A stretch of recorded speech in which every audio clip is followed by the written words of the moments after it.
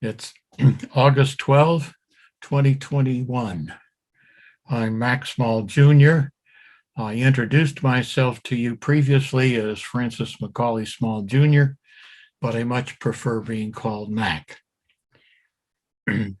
This discussion is brought to you by Stephen Hessel and Harambe, who produced and directed all of this effort.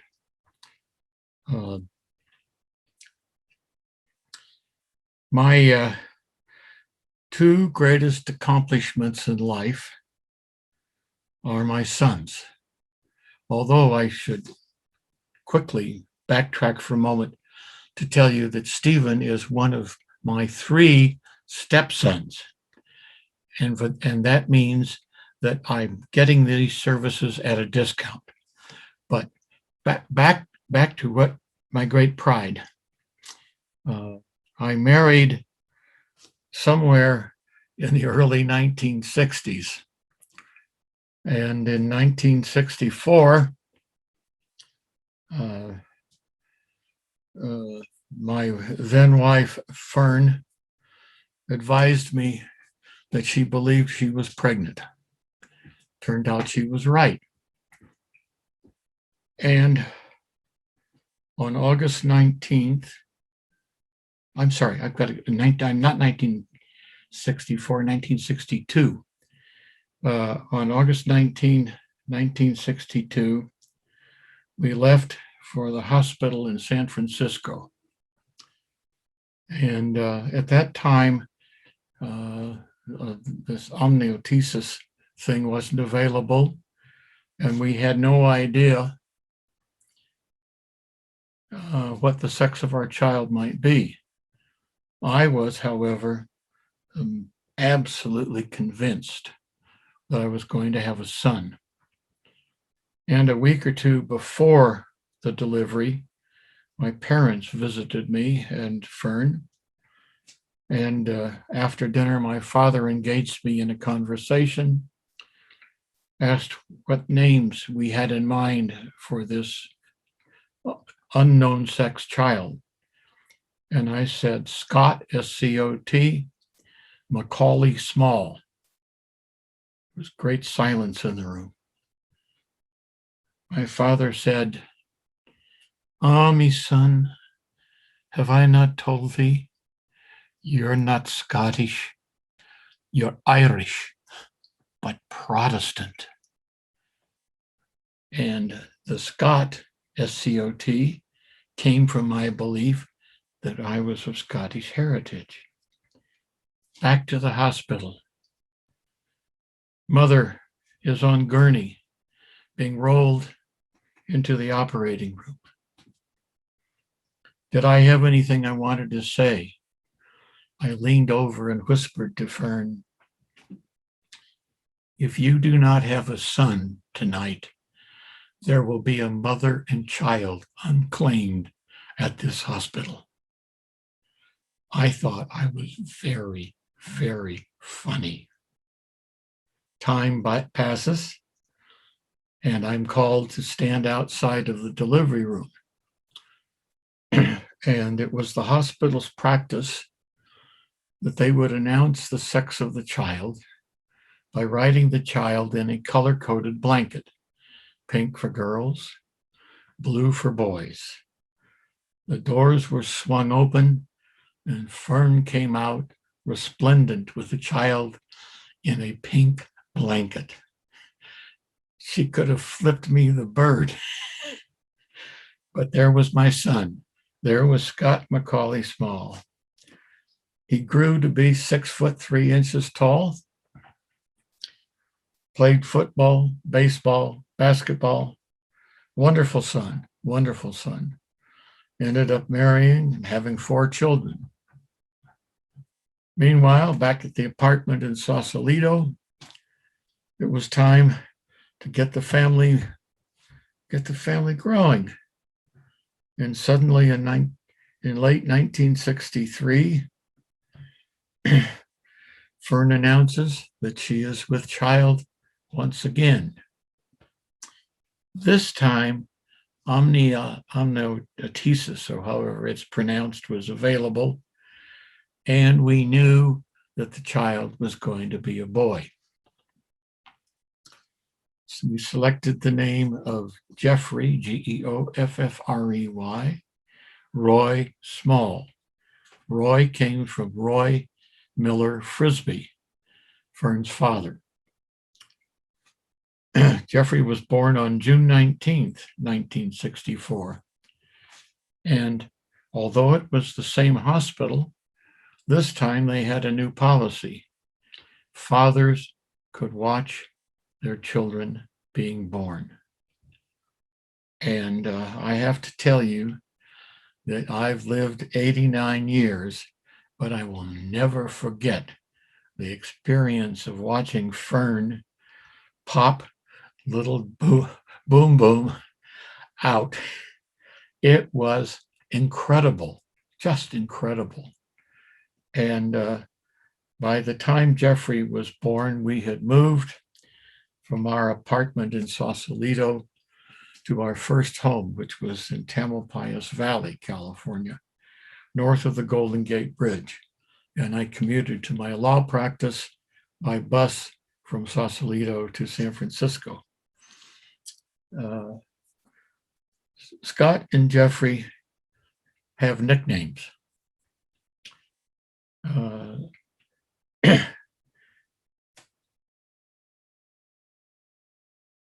Scott's is Scooter, or Scooter Bear.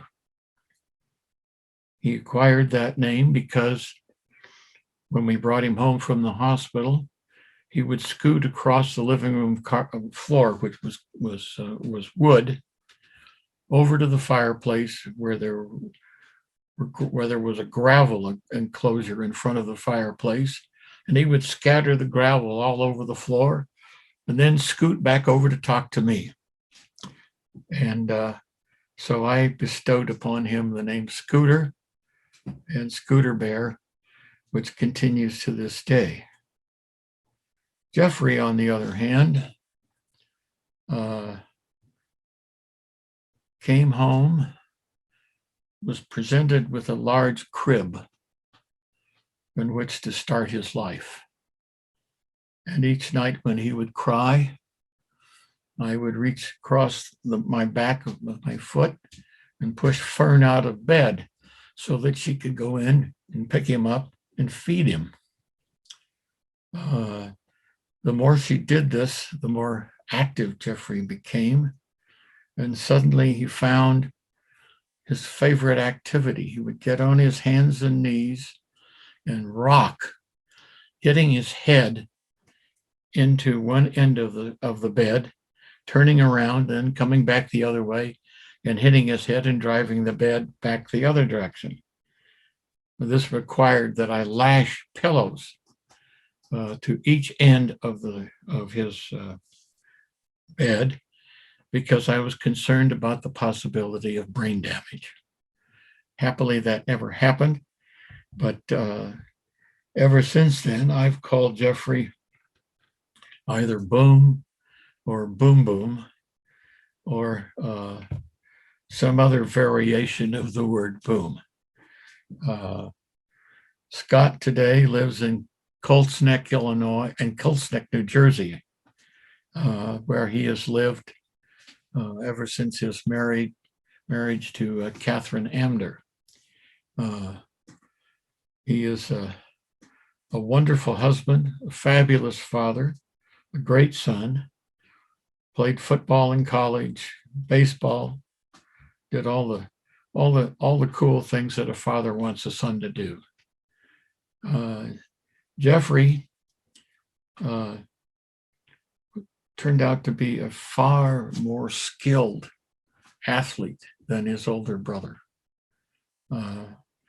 Geoffrey was very, very skilled. And in high school, although he went to a prep school called St. Albans in Washington, D.C., he called me as either a freshman or a sophomore in a high state of agitation. He said that the coaches at St. Albans wanted him to play football. They wanted him to be, as I was, a wide receiver. He said he hated football. He didn't want to play football. He wanted to play soccer. And he said, Mom left it up to me to decide, but said I should consult with you. And my response was, do whatever you want. And if it's soccer, do it.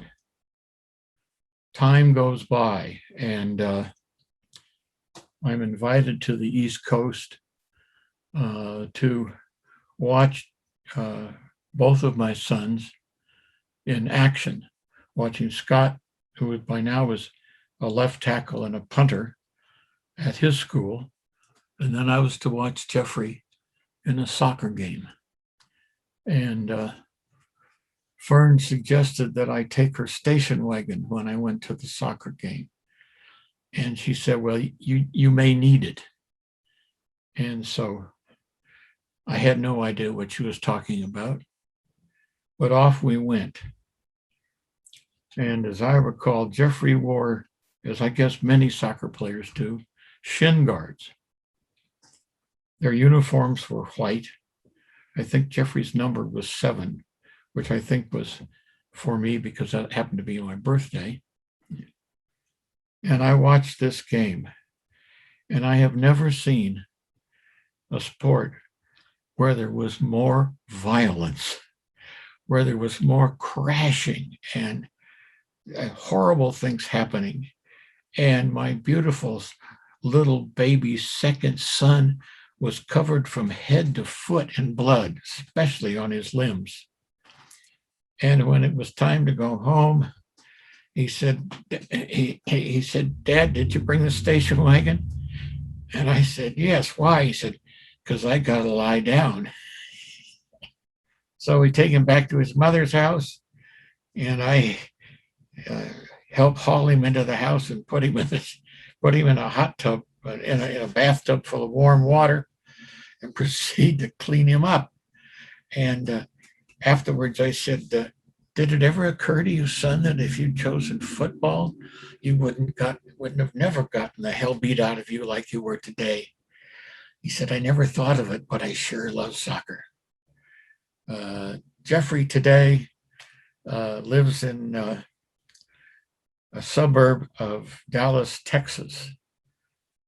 His 3 daughters have either graduated from, or after this year will graduate from, Southern Methodist University, where Jeffrey attended when he completed his collegiate education. And so I spent a lot of my time talking on the phone to my sons, to the 7 grandchildren that the 3 of them produced. I did try to talk to them at one time about birth control, but apparently they didn't get the message, or they didn't understand how it was supposed to be done. In any event, the result was I have, I have 7 magnificent grandchildren, the last one of which, the last one of Scott's children are named Brittany, Victoria, Blake, and Hunter. Hunter's in his junior year at Elon University in North Carolina, and Jeffrey's children are named Karna, Lauren, and Kelly. Lauren and Kelly are identical twins. They're ex-high school club volleyball players. They stand about 6'1" each, are incredible athletes, very, very attractive. Karna was also a club volleyball player, but had struggled from the fact that she was only 5'10" as opposed to being 6'1". But the twins are in their senior year at SMU, and Karna graduated 2 years ago. And Brittany is out of college. Victoria is out of college with a master's degree. Blake is out of college with a master's degree in business administration. And heaven knows what Hunter's going to happen to Hunter. But those are my heirs, and they're rather charming and adorable. And I thank you very much for listening. I apologize for my inability to get dates correct and get words exactly correct. But I'm sure that my director will speak to me before the next episode. Thank you all for watching. Take care.